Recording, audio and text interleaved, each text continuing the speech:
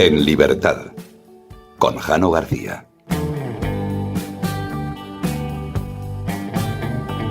Cuentan las crónicas del siglo IX que varias alianzas de pueblos eslavos del este iban a conformar la Rus de Kiev.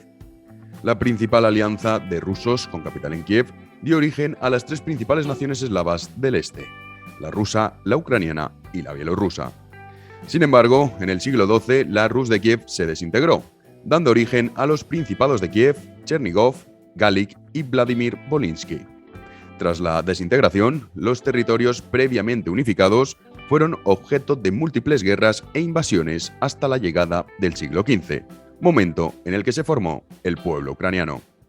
Tanto los rusos como los ucranianos sostuvieron alianzas para hacer frente a los ejércitos polacos, lituanos y tártaros, pero en el siglo XVI muchos territorios ucranianos fueron conquistados por la Czech Pospolita, la unión de Polonia y Lituania. En el siglo XVII, bajo la dirección de Bogdan Khmelnytsky, el pueblo ucraniano recuperó su soberanía, dando paso a la unificación con Rusia, aunque obteniendo una autonomía dentro del Imperio ruso.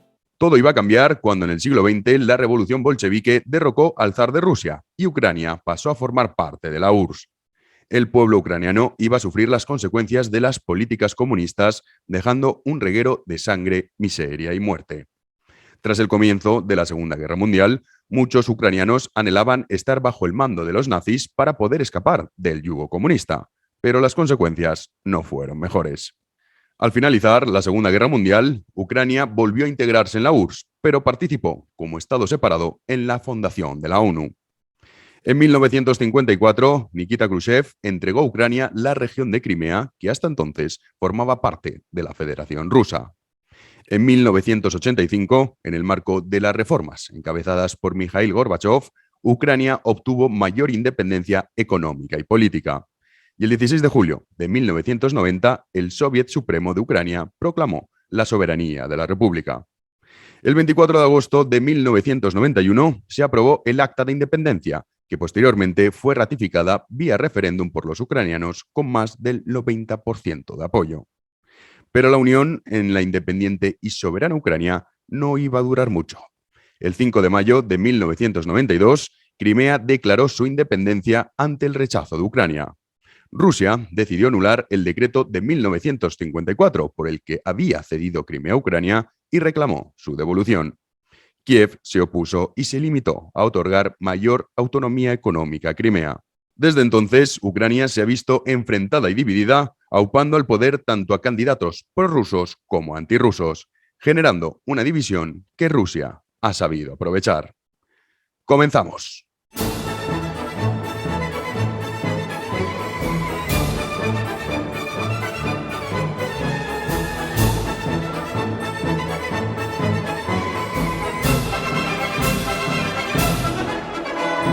Y de vuelta al presente, hoy 30 de enero de 2022, en este podcast nos va a acompañar don Pedro Baños para que nos ilumine sobre un conflicto que algunos intentan pasar como buenos y malos, y no es así. Es un conflicto mucho más complejo que, como han escuchado ustedes, viene de un conflicto casi histórico, podríamos decir, y que, bueno, en su momento se aprovechó Estados Unidos de la debilidad de Rusia. Ahora Rusia pretende aprovecharse de la debilidad de Estados Unidos, y todo ello con el caso de Ucrania, que es un pueblo que está muy dividido, en el que incluso ha asomado la guerra civil en numerosas ocasiones con estallar.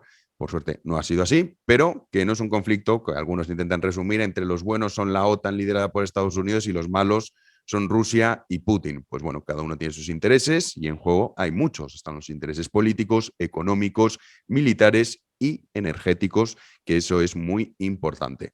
Todo ello nos lo va a explicar don Pedro Baños, que no hay nadie mejor que él para esto, y que además lo hace de una forma muy amena, que todo el mundo lo entiende, y sobre todo con datos y hechos, y no con tipos de suposiciones o de un sesgo marcado que algunos intentan para desacreditarle, decirle que no, es que es prorruso. No, oiga, a mí no me haga un hombre de paja y dígame si lo que está diciendo es verdad o es mentira, que es verdad, y dígame o contraargumente lo que él está diciendo, porque él simplemente lo que hace es explicar, y además lo hace en muchos lugares, lo hace desinteresadamente y busca siempre huecos para atender a todo el mundo. O sea que de verdad le estamos enormemente agradecidos a Pedro Baños por su labor y por enseñarnos a los demás para que podamos entender conflictos geopolíticos tan complejos como este, porque esto es la OTAN, Estados Unidos y Rusia, pero ojo porque China está mirando de reojo, que dice, oye, yo me quiero quedar Taiwán, a ver si esta debilidad que has demostrado recientemente en Afganistán y ese fracaso estrepitoso lo puedo aprovechar. O sea que aquí hay en juego muchísimas cuestiones. Y posteriormente responderemos las preguntas de los miembros del canal de YouTube, suscriptores de iVoox y patronos, de los colaboradores de este programa. Y aprovecho para decir que los que quieran colaborar, muchas veces me preguntan si me doy de alta, ¿tengo acceso a los podcasts exclusivos anteriores? Sí, tiene acceso a todos los podcasts que se han hecho hasta la fecha. También aprovecho para decirle que el lunes o el martes tendrán ustedes el podcast de Bobby Fischer, que es el podcast de enero. Lo quería haber editado y subido antes, lo que pasa es que este fin de semana tengo que irme a Salamanca a una conferencia y entonces pues no lo he podido hacer, pero el lunes o el martes lo tendrán sin falta y lo tendrán en miembros de canal, los miembros del canal de YouTube en la pestaña de comunidad, los suscriptores de iVoox en el listado de siempre y los patronos cuando entran en la cuenta, ahí también aparecerán todos. Así que bueno, ya saben, si quieren colaborar con esta causa y este humilde canal, pues pueden hacerlo tanto a través de YouTube como de iVoox o si no, a través de Patreon. Vamos a dejar una pequeñísima pausa para aquello del like y el comentario, no cuesta nada y ayuda mucho a posicionar el vídeo y posteriormente vamos ya con nuestro querido Pedro Baños.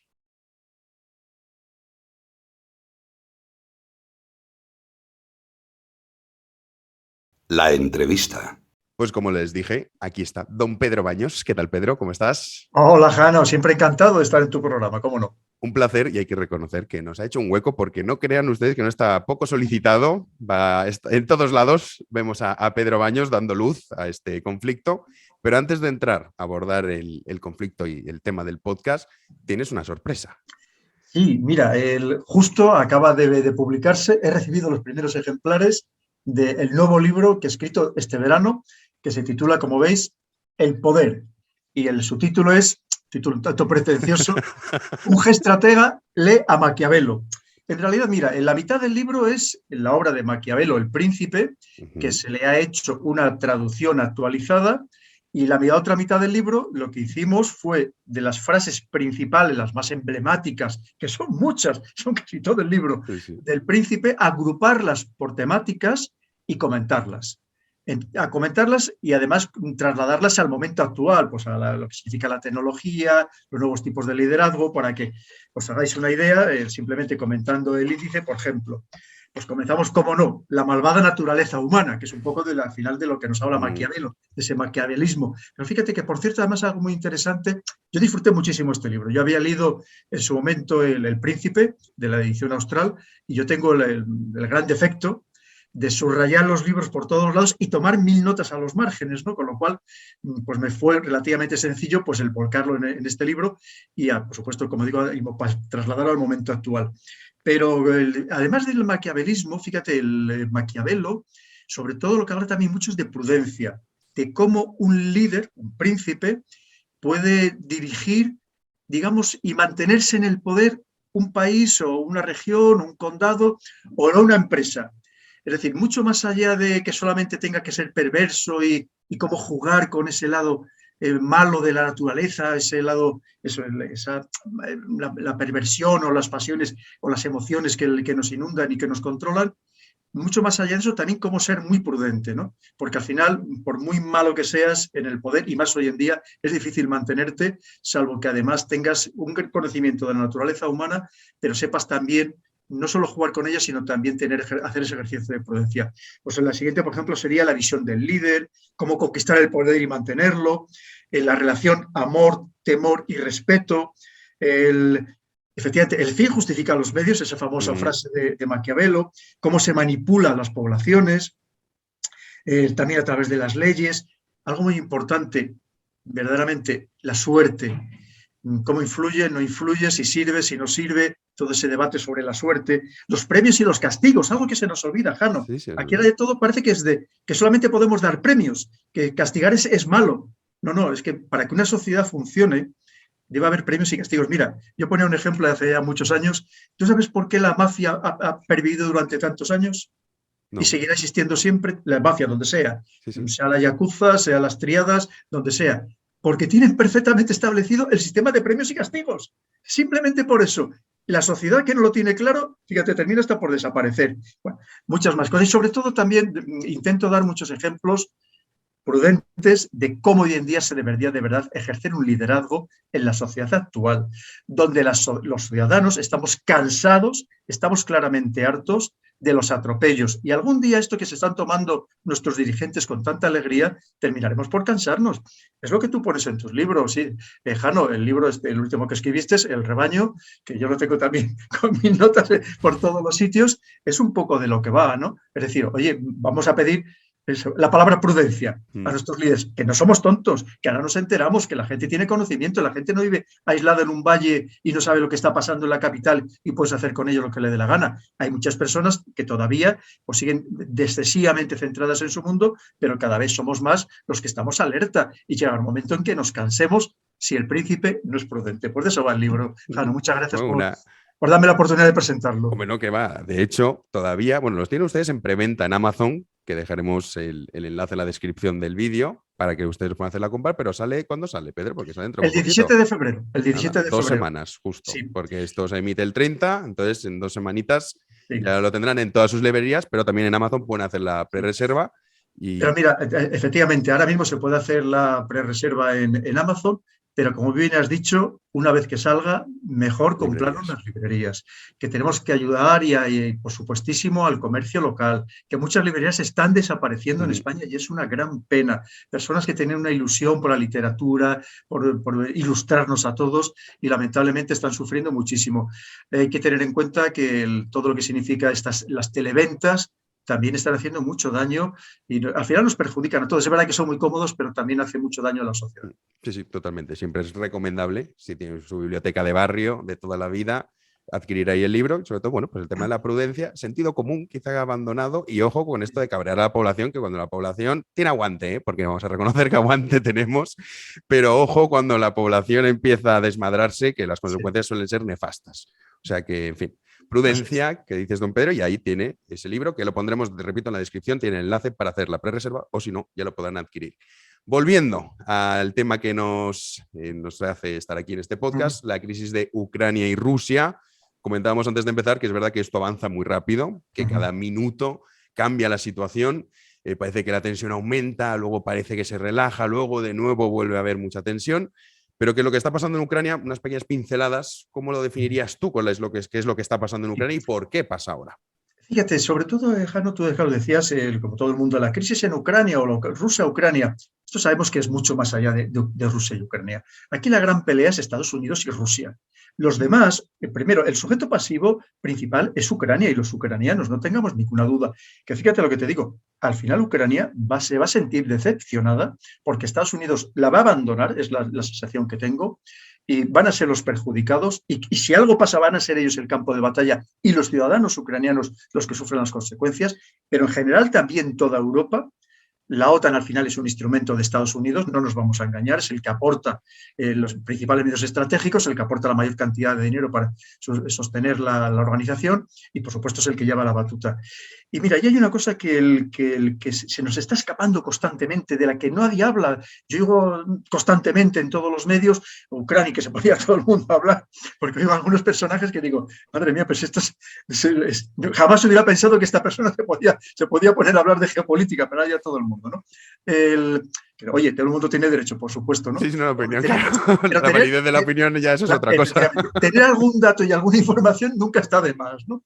Además de las opiniones. Pero mira, efectivamente, sobre todo tenemos que entender cuáles son los objetivos de Rusia, que es lo que no acabamos de entender. Es decir, si no entendemos, cuando aquí la gente, no, es que va a atacar por no sé dónde, y además esos mapas que ya dan exactamente casi minuto a minuto por dónde va cada carro de combate y cada soldado, ¿no? O sea, que eso no ha pasado nunca, jamás. Pero bueno, fíjate, pero sobre todo tenemos que entender cuáles son los objetivos. Si no entendemos eso, todo el resto del discurso ya está falseado.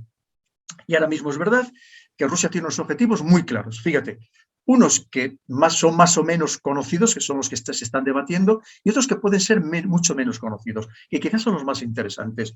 Lo primero es que efectivamente, ahora mismo una Rusia que ya no es la Rusia de Boris Yeltsin, que no es la Rusia ni siquiera que coge en el año 2000 el Putin, es una Rusia que se siente más fuerte, que cree que ya es el momento que le corresponde de tener una voz importante en el mundo, Y entonces dice, a partir de este instante ya me niego a que la OTAN se siga ampliando, que fíjate, prácticamente ha duplicado el número de países desde 1991, y pues luego podemos dar más datos.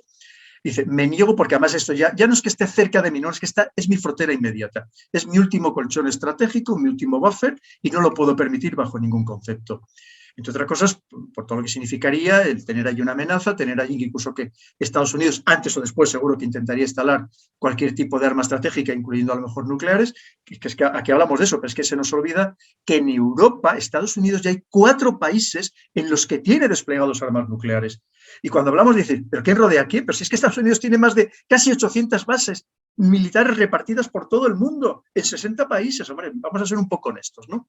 Pero al margen de eso, hay otro objetivo que para mí es el principal, y es precisamente la exigencia por parte de Rusia, que da igual que esté Putin, que mañana esté otro, la exigencia por parte de Rusia de querer ser un actor clave en el nuevo mundo, que cuando aquí la gente dice, no, es que quiere diseñar una nueva arquitectura europea, no nos equivoquemos.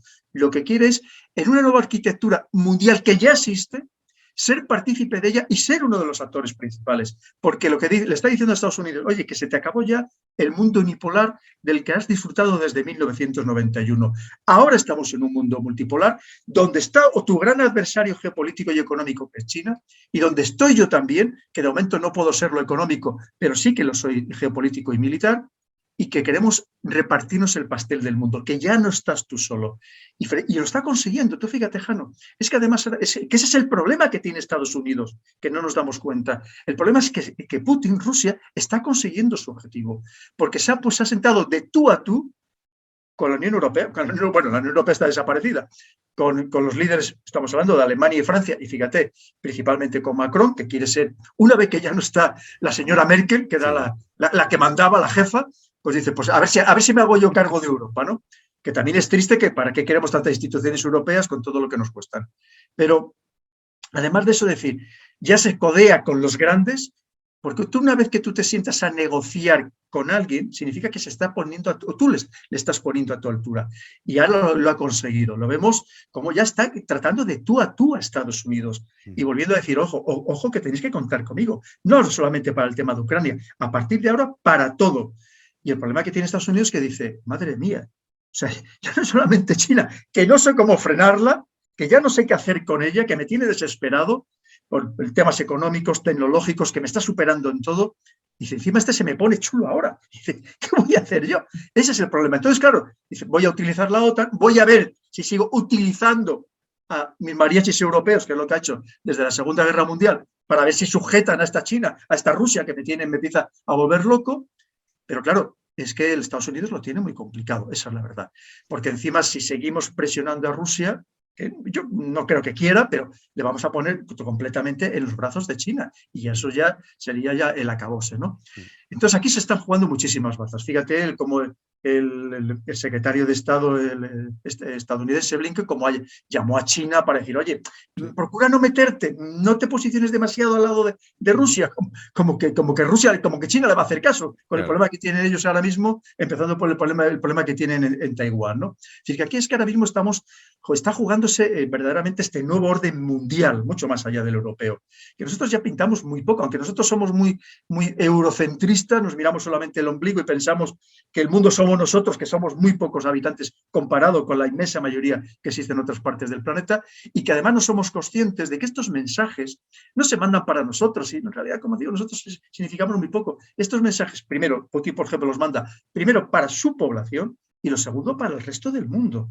Tenemos que entender eso. Y esos son los objetivos fundamentales. Si no entendemos eso, pues efectivamente, como te decía, el resto del discurso ya queda muy falseado. Pues aquí solamente se habla de el derecho soberano de un país a hacer lo que le dé la gana. ¿Quién le va a decir lo contrario? Pues fíjate, podríamos poner ejemplos de Estados Unidos, lo que ha impedido a tantos países soberanos hacer lo que quería, y lo sigue haciendo, y lo volvería a hacer. O si hablamos del tema de la democracia, pues mira la gran falacia, ¿no? Cuando resulta que han entrado países, los últimos países que han entrado en la OTAN, Montenegro y Macedonia del Norte, no están recogidos, según todas las organizaciones o todos los estudios, análisis internacionales, ni siquiera como una democracia imperfecta. Ya no te digo, o sea, te quiero decir que es que ¿de qué estamos hablando? Se crean ciertos eslóganes y conceptos que con esos intentamos crear el cuento de estos son los buenos Claro. y estos son los malos, ¿no? Mira, ahora mismo, por ejemplo, cuando dicen, bueno, si no traemos el gas de Rusia, pues lo traeremos de Qatar. Pero resulta que tú vas precisamente a estos estudios, por ejemplo, de la unidad de inteligencia de The Economist, y Qatar está por debajo de Rusia como país más autoritario todavía. Cuando aquí decimos, oh, con Rusia no, por Dios, que es una dictadura, un país autoritario, el Putin que es un dictador. Pero si resulta que entre los países autoritarios hay muchos con los que hacemos pingües negocios que nos llamamos fenomenal y que están mucho peor situados que Rusia. Pues es la hipocresía del mundo. Cuando aquí hablamos eso del derecho soberano, y decir, vamos a ver, la geopolítica es mucho más complicada, por favor. O sea, ¿de qué me estás contando? Lo que pasa es que son los argumentos que nos tratan de convencer, porque eso es otro tema que hablaremos, Tano. Aquí la desinformación es por todos los lados, por todos los lados. Y mira, mira, ya, si me lo permites, y con esto ya te dejo que me preguntes algo. Mira, eso es que si me dejas que me rollo como estás. Es que esto es una maravilla, Pedro. Es como asistir a una conferencia en directo. O sea, que vamos, sigue. Claro, mira, vamos a ver. Es verdad que hoy en día en esto que se llama la guerra híbrida, la guerra en la zona gris, irrestricta, todo lo que tú quieras llamarlo, que simplemente significa que lo no convencional se ha puesto por encima de lo convencional y de hecho lo convencional está para respaldar a lo no convencional. Es decir, porque la guerra siempre ha sido híbrida, pero le hemos dado la vuelta.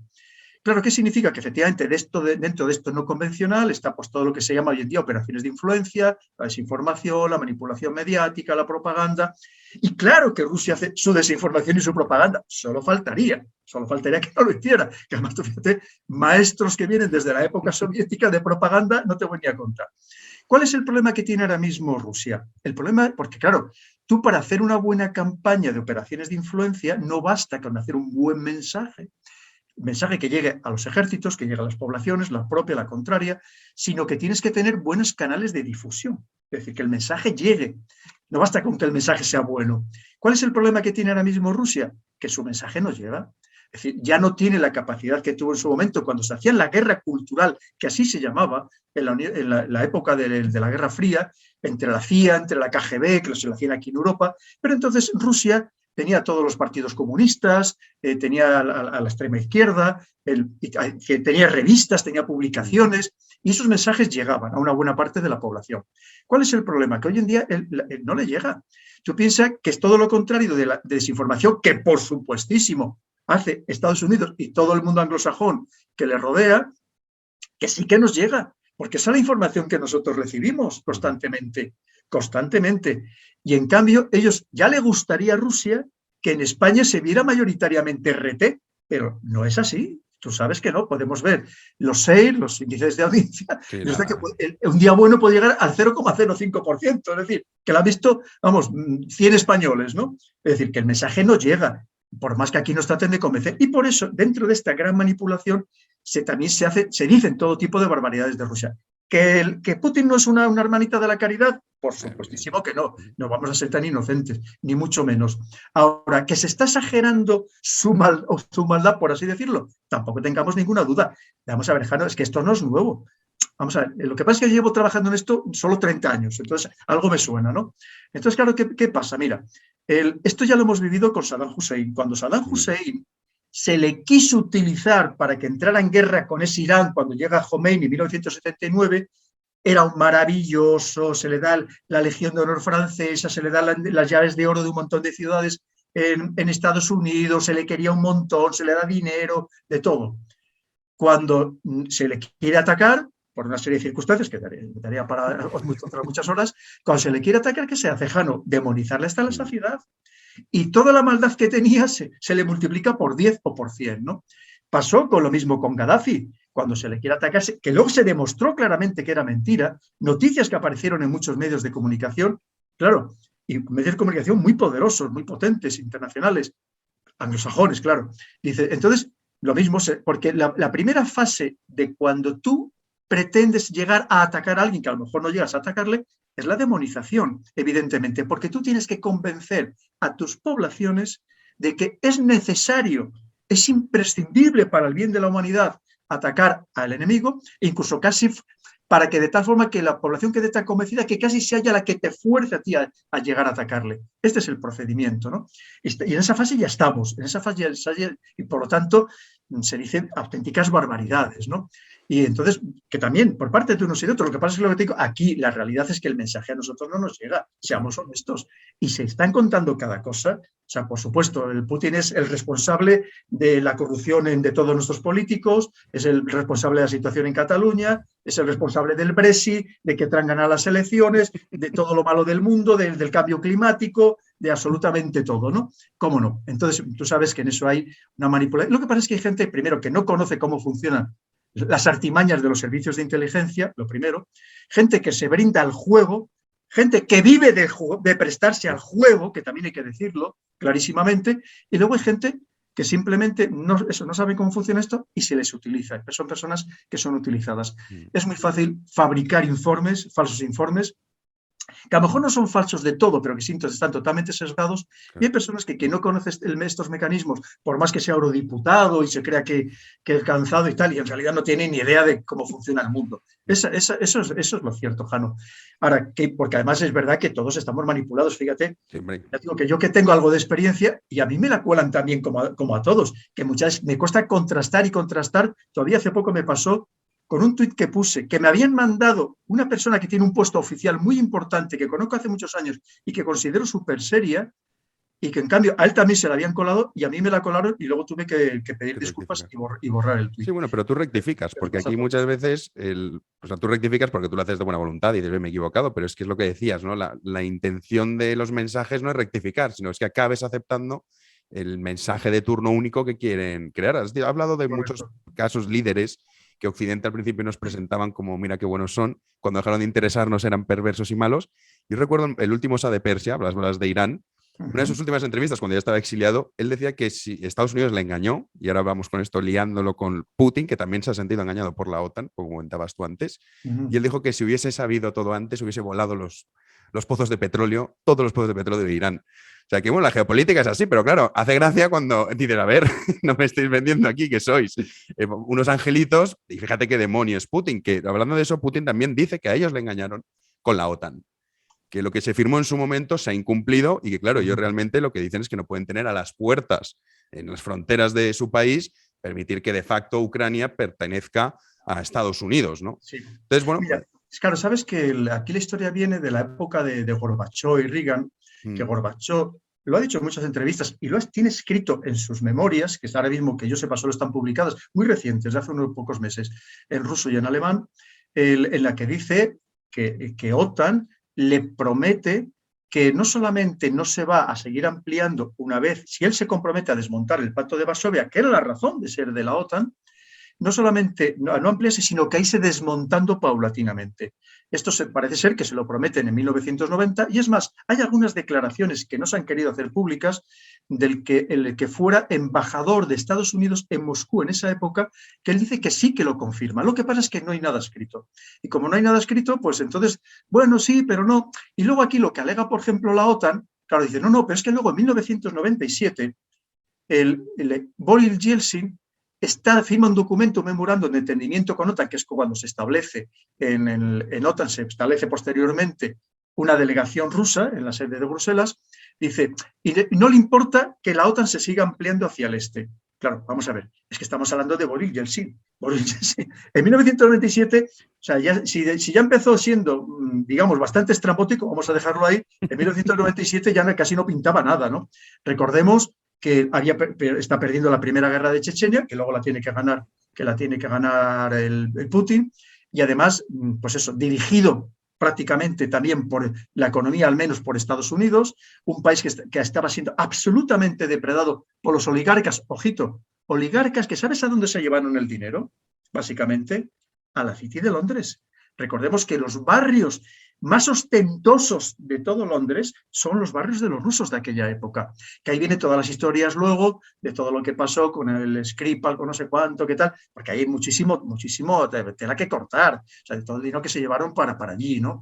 Y depredaron completamente el país hasta que llegó Putin, que te digo que no es ninguna hermanita de la caridad, ni mucho menos, que sabe cómo dar los toques de vez en cuando de atención a sus adversarios para ponerles firmes, pero que es verdad que puso un orden en el país. Y aquello que además, fíjate, pensamos, como pasa ahora cuando dice, ¿qué poder tienen las tecnológicas? ¿Qué poder tenían en aquella época?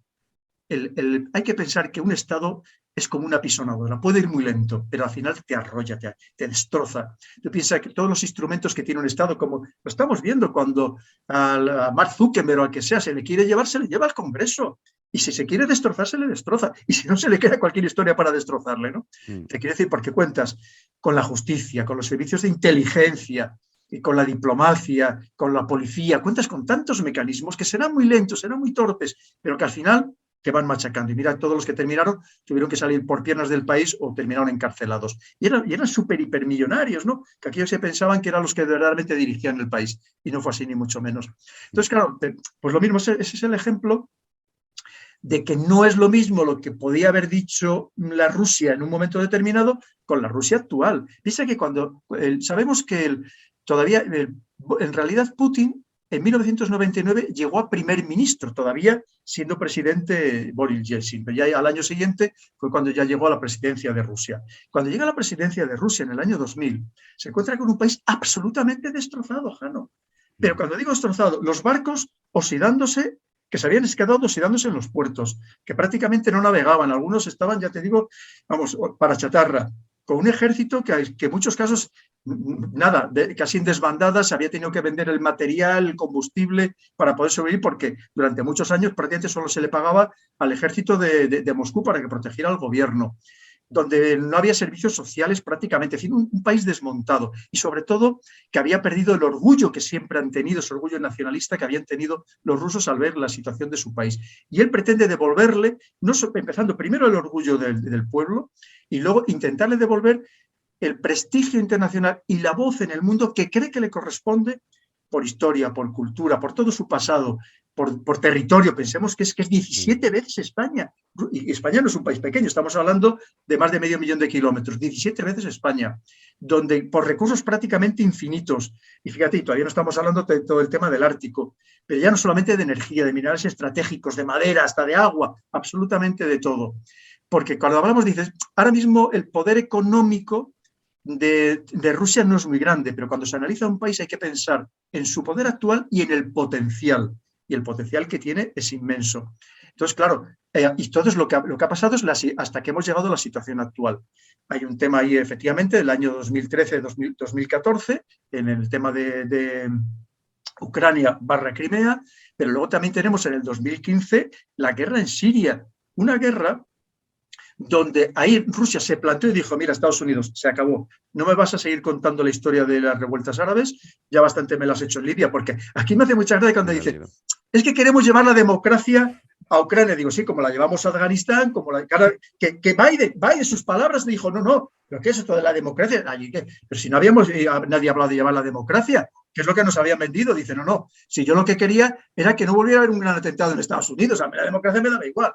Pero la democracia que también hemos llevado a Irak, ojo, y la democracia que hemos llevado ni más ni menos que a Libia, un país que hemos desmontado completamente y que por culpa que ahora que tanto hablamos del yihadismo, de no sé qué, pues a ver si me dejan de mandar cosas, que fíjate, se nos ha olvidado que todo lo que nosotros causamos, la OTAN, causamos en Libia, estamos hablando que hemos creado un desastre en el Magreb, en el Sahel y cada vez más en África Occidental. Y buena parte de lo que está pasando es responsabilidad nuestra. Y, por supuesto, la democracia no la llevamos ni por casualidad, ¿no? Entonces, te quiero decir que basta ya de estas falacias, por favor, que yo creo firmemente en la democracia, soy un grandísimo defensor de la democracia, creo que además debería haber una democracia mucho más perfecta de la que tenemos ahora mismo, pero también sabemos que la democracia se ha utilizado como instrumento geopolítico de poder, que así lo ha utilizado Estados Unidos, por supuestísimo, y que ha cometido desmanes por todos los lados. Mira, cuando hablamos de injerencias en elecciones, según estudios absolutamente independientes, efectivamente, los soviéticos / rusos, desde la Segunda Guerra Mundial, pueden haber interferido en una 50 de procesos electorales. Por supuesto que sí. Tú piensas que todo poder, todo gran poder, lo que pretende es que los demás pequeños poderes, las pequeñas potencias, haya gobiernos que les sean afines. Esto no vamos a descubrir la pólvora ahora, ¿no? Pero claro, la otra parte es que Estados Unidos se considera que ha ingerido o interferido al menos en 100 procesos electorales, en algunos casos con golpes de Estado, que están más que documentados. El primero en los años 50 en Irán, que antes hemos hablado de Irán, ¿no? En fin, que te quiero decir que vamos a ser un poco honestos. Lo que pasa es que Ya te digo, aquí primero hay mucha falta de objetividad. Que te digo, aquí lo hemos hablado muchas veces, Jano, aquí no hay buenos ni malos, cada gran potencia está a lo suyo, está a sus intereses. Y lo que pasa es que aquí hay muchos abducidos y que solamente ven en una línea, no, este es el bueno, los otros malos, todos los malos, con un exceso de demasiado maniqueos, demasiado polarizados, y hay que ser un poco más objetivos y ver de los dos lados. Y además a nosotros los militares siempre nos enseñaban a ponernos el gorro del enemigo para pensar como el enemigo del otro lado para intentar precisamente pues, tener éxito en el campo de batalla, y es algo que aprendimos todos. Sí, hablas de intereses que realmente hay muchos en juego en el caso de Ucrania, económicos, militares, estratégicos, pero sobre todo energéticos. Porque También. claro, aquí hay un punto que Rusia, Rusia es el principal proveedor de gas de Europa. Esto también cuando hablábamos de, no, es que es un dictador, y bueno, y le compramos el gas sin ningún problema, y cuando nos interesa es muy bueno Vladimir, y cuando no es malísimo, ¿no? Entonces, es el principal proveedor de Europa de gas, y la mayoría del gas ruso viene por gasoductos que pasan por Ucrania, y por los que Ucrania recibe muchísimos millones, miles de millones de euros. Y de hecho, bueno, por eso está el gasoducto del Nord Stream 2, que va a conectar directamente Rusia con Alemania para evitar eso. Pero claro, yo lo que me planteo cuando algunos dicen, no, esto va a ser una escalada que va a aumentar y la guerra es inminente, y bueno, Europa no está tampoco para hacerse el chulito. O sea, me refiero, cuando dependes del gas ruso, tampoco puedes llegar, ¿no?, a enfrentarte a Rusia. O sea, lo que tú decías, es decir, ¿qué cartas tiene Occidente en esa decadencia quizás que ahora se aprovecha Rusia, decir, bueno, Estados Unidos ya no es ese líder que era antes, voy a aprovechar la situación? ¿Qué posibilidades tiene Estados Unidos de triunfar en esta batalla de gallos, por llamarlo de alguna manera, contra Rusia? Lo primero, mira, cuando todo el mundo habla de Occidente, yo les pediría, oye, ¿me puedes definir Occidente? Porque deberíamos también empezar por ahí, ¿no? Sí, porque quizás Rusia es más Occidente actualmente que otros tantos países. Nosotros decimos Occidente, y claro, nosotros decimos, no, solamente Estados Unidos y Europa, que somos las únicas democracias liberales en el mundo, pero no es así. No. Es más, es una definición más amplia de Occidente, se incluye incluso a Japón, ¿no? Podríamos incluso, claro, en cierta medida. Efectivamente. Bueno, vamos a suponer eso, Estados Unidos... Vamos a quedarnos con el concepto que todo el mundo... Que somos los guays del mundo, claro, y los demás, te digo, son todos nada, unos miserables o todos malvados. Pues mira, efectivamente, ¿qué sucede? Que el gas que proviene de Rusia, y resulta que Europa, el 40% de todo el gas procede precisamente de Rusia. Hay países que lo tenemos más diversificado porque tenemos la suerte de tener fuentes muy cerquita de nosotros, como es el caso de España, que luego podemos dar más detalles. Sí, con Argelia. Pero hay países, piensa que ahora mismo hay una docena de países en Europa, sean o no sean de la Unión Europea, que dependen al menos el 70% del gas ruso. El 70%. Pero es que hay países que dependen el 100%. Hay 6 países que dependen el 100% del gas ruso. Claro, efectivamente, ¿cómo llegaba este gas? Llega básicamente por 3 canalizaciones. Una que atraviesa Ucrania, que va llegando hasta todos los demás países, hasta el centro de Europa. Otra que atraviesa Bielorrusia y otra cuando se abre el Nord Stream, el 1. El Nord Stream, precisamente pensando en esa vulnerabilidad que significaba pasar por Ucrania y pasar por Bielorrusia, dice, bueno, pues Alemania dice, yo me voy a solucionar mi problema. A Rusia le viene fenomenal, abrimos una canalización desde Rusia a través del mar Báltico directamente hasta Alemania, y Alemania su problema prácticamente lo tiene solucionado. Dice, yo sin gas ya no me voy a quedar, lo demás ya veremos a ver qué pasa. Porque esto se veía venir desde hacía tiempo, ¿no? Entonces, ¿qué pasa? Que claro, ahora mismo, si se abriera el Nord Stream 2, que sabes que Estados Unidos ha puesto 1000 zancadillas, ha movilizado grupos ecologistas a países enteros, ha hecho la vida imposible a las empresas, a la docena de empresas españolas, europeas, perdón, que trabajaban en el proyecto para que la abandonaran, imponiéndole sanciones, y que prácticamente al final ha tenido que construir Gazprom. Claro, ¿qué significa? Porque primero Estados Unidos no quería que Europa tuviéramos esa vulnerabilidad, o esa dependencia de Rusia, porque evidentemente nos ata Rusia. Y por otro lado, porque Estados Unidos lo que pretende, que luego también puedo dar mucho más detalles, lo que pretende es que ese gas, venderlo ellos en forma de gas natural licuado, que es mucho más caro para nosotros por el proceso que significa, ¿verdad? Entonces, ¿qué pasa? Ahora mismo, Estados Unidos, el Nord Stream 2 ya está terminado desde finales del año pasado, tenía que haberse abierto el 1 de enero, y entonces ha obligado a Alemania a decir que no, que por problemas burocráticos, que vamos a retrasarlo por lo menos 6 meses. Entre otras cosas, para ver qué pasa con la Ucrania. ¿Por qué? Porque, claro, en el momento que se abra esa canalización, ya Rusia no necesita que pase por Ucrania para llegar a Polonia o para llegar a Alemania, ¿verdad? Entonces, claro, ¿qué sucede? que le podría cerrar completamente el gas a Ucrania y no solamente le dejaría sin gas a Ucrania, fíjate, ya como está nevando ahora, las temperaturas que hay, no solamente le dejaría sin gas, sino, como tú bien has dicho, le dejaría sin los ingresos que le significa a Hungría que pase el gas por su territorio, que es mucho dinero. Entonces, claro, pero mucho dinero. Tengo las cifras por ahí, estamos hablando de miles de millones. Sí, ¿no? miles de millones de euros. Sí. Entonces, claro, ¿qué significa? Que como estamos en la situación que estamos, Estados Unidos no quiere que Rusia tenga otro instrumento más de presión sobre Ucrania y por eso ha impedido al gobierno alemán abrir la espita para que el gas empiece a fluir. Claro, entonces tenemos es que en Europa hay que pensar que tenemos una dependencia energética en general del 60% y que además no va a ser fácil de suplir. Ojito, no va a ser fácil de suplir. Y encima, como países como Holanda, que sabes que en Holanda, no es muy conocido, no sé si lo conocerías, en Holanda tenemos el mayor yacimiento de gas de la Unión Europea, no de Europa, de la Unión Europea. Pero resulta que el gobierno holandés, ecológico, también él dice, no, en 5 años lo vamos a cerrar para transformarnos todo en energía verde. Y creo que el año pasado, dice, no, esto ya directamente, como muy tarde en el 2023, tenemos que cerrarlo completamente el yacimiento. Mira, en Holanda viento hace muchos años siglos que tienen molinos de viento, pero me temo que sol tienen bastante poco. O sea, por mucho que se empeñen en poner placas solares, creo que mucha energía solar no van a tener. Pero pasa en el resto de Europa. Yo siempre cuando hablo de este tema, pongo el ejemplo, yo recuerdo viviendo en Estrasburgo, que hubo un año, y no se me olvidará jamás, que entre el 1 de enero y el 30 de junio no vimos el sol ni un solo día, Jano, ni un solo día, que por cierto para un español es desesperante, es casi lo peor que pueda haber, ¿no?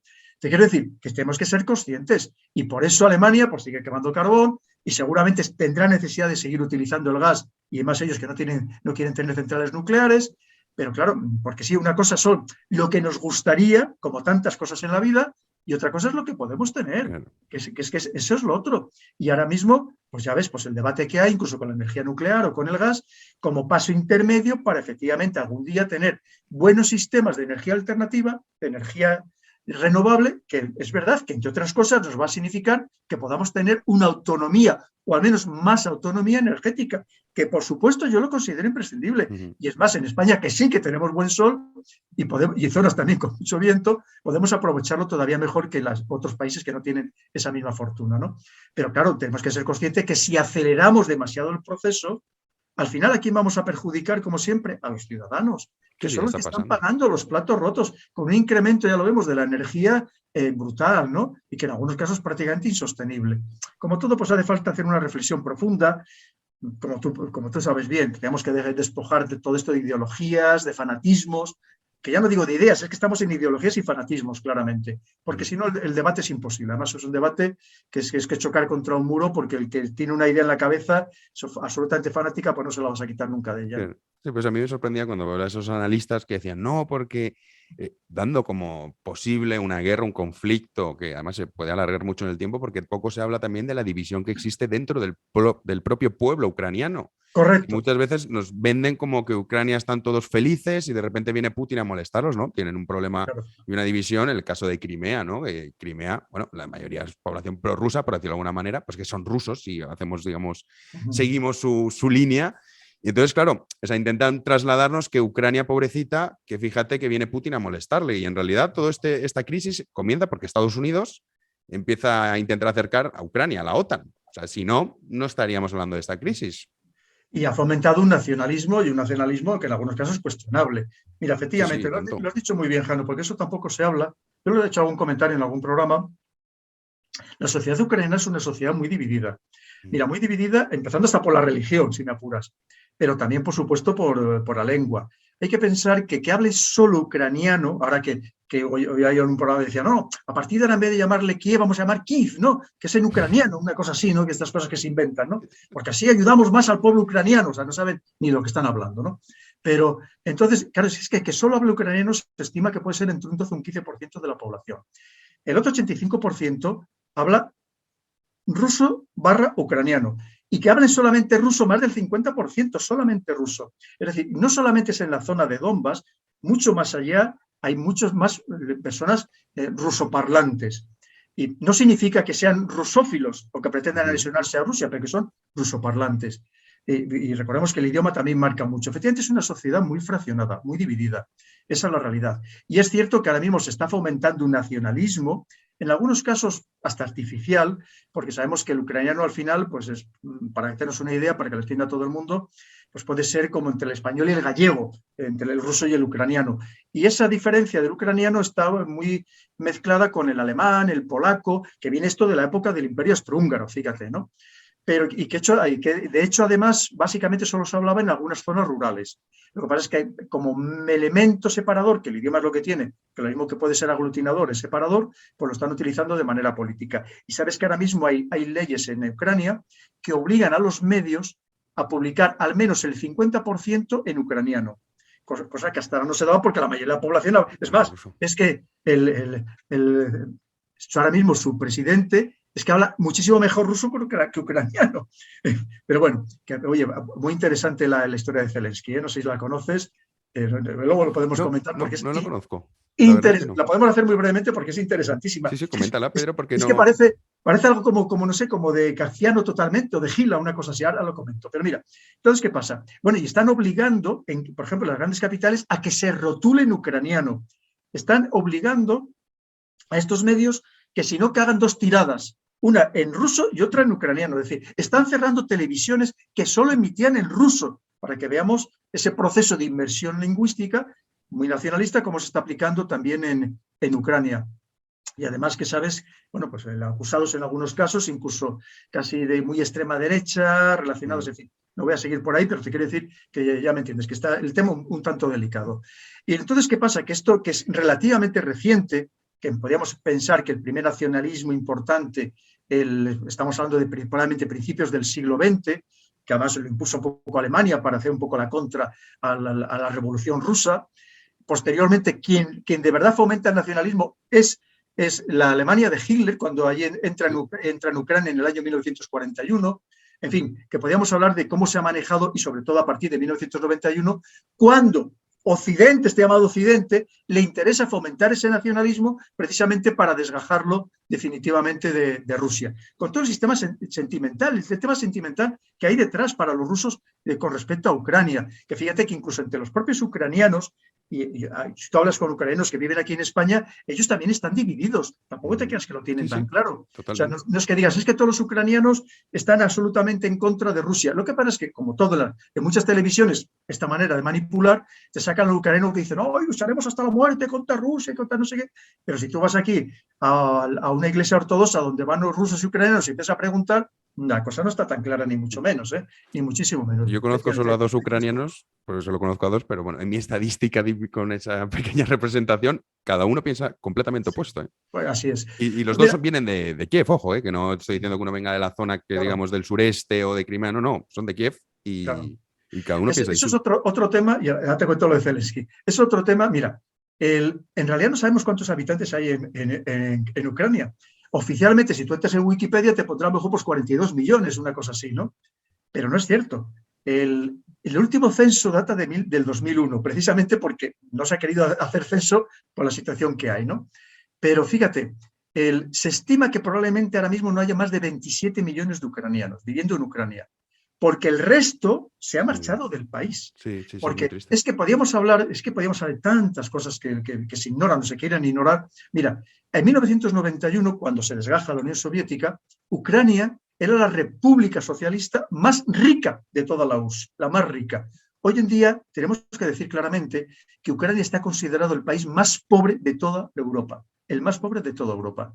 Lo mismo porque a partir de 1991 también hubo una serie de oligarcas que se fomentaron ese nacionalismo y se les fomentó ese nacionalismo que también se aprovecharon para depredar completamente el país. En algunos casos, estos occidentales que somos tan listos, lo que hicimos fue comprarles empresas a bajo precio y para cerrarlas, para evitar la competencia que nos podía hacer al resto de Europa. Y ellos las vendieron con toda tranquilidad. Ahora mismo es un país con profundas desigualdades sociales dentro de las ciudades. Y si vamos entre las ciudades y el campo que está en general muy atrasado. Es decir, que hay muchísimas desigualdades. Y es más, la mayoría de las personas que han emigrado de Ucrania son mujeres. Mujeres que buscando a través del matrimonio, pues buscando una vida mejor, ¿no? De una relación sentimental. Es decir, que podríamos hablar de tantas cosas que no es tan sencillo, mucho menos. Te cuento un poco lo de Zelensky. Sí. Mira, pues verás, Zelensky resulta que sabes que es un actor cómico. Sí, está ahí, sí. Vamos a ver, oye, que le queremos mucho, pero por hacernos una idea es como si José Mota se presenta a presidente, ¿no? Claro, y ya tengo que le queremos todos mucho a José Mota, pero mira, claro, y además es una persona, tú sabes que al final estar en la televisión es lo que te permite que te conozca la mayoría de la población y más en sitios, son las zonas más rurales, que no tienen acceso a lo mejor a internet o a otros medios. Claro, y al final, pues incluso, y lo hemos visto en otros sitios, fíjate, cuando en Italia pues había la chicholina y hasta diputada, en fin.